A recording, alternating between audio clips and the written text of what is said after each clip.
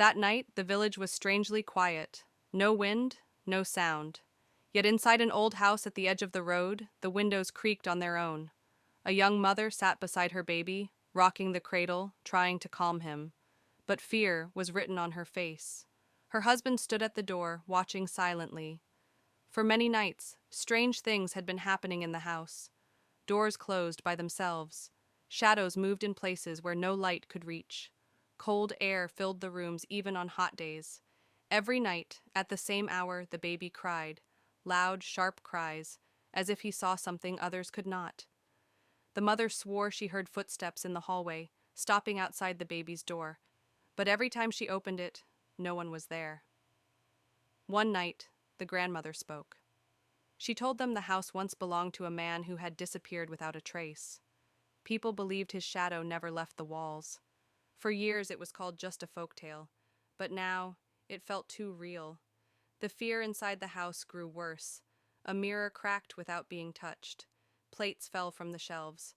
At midnight, whispers floated in the air, too soft to understand, but clear enough to freeze the blood. The husband stayed awake all night, candle burning in his hand. But no matter how much light he kept, the darkness always returned stronger. Then one night, heavy footsteps echoed upstairs. Slow, heavy, terrifying. But no one lived there anymore. The husband gathered courage, lifted the lantern, and climbed the stairs. Every step creaked under his feet. At the top, the rooms were empty, yet the footsteps circled around him. Suddenly, the lantern went out. He came back down, pale and silent, refusing to speak of what he had seen. The mother discovered something hidden days later.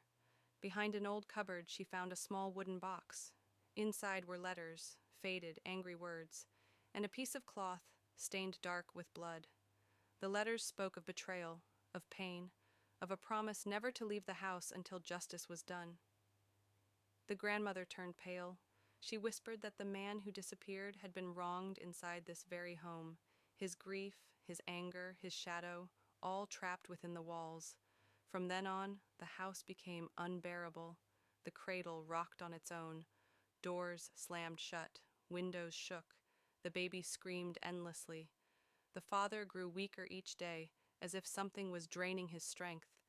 The mother wanted to escape with the child, but every path out of the village seemed darker, longer, like the house itself was pulling them back. And then came the storm. Lightning split the sky, thunder shook the ground, and the truth finally revealed itself. In the corner of the room, a tall shadow appeared, a man's figure, silent, still, watching. The baby suddenly stopped crying, staring at him in silence. The air grew heavy. No one could breathe. The grandmother said in a trembling voice, "Only the truth can end this. The letters must be read aloud. His name must be spoken."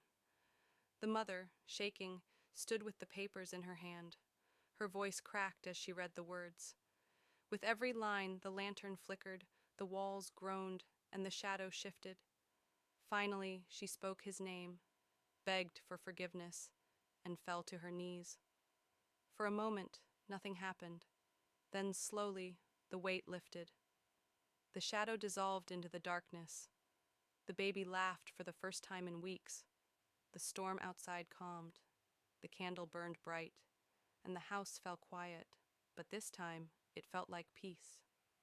The next morning, sunlight filled the rooms as if entering for the very first time. The baby slept calmly. The mother smiled. Tears of relief ran down the grandmother's face.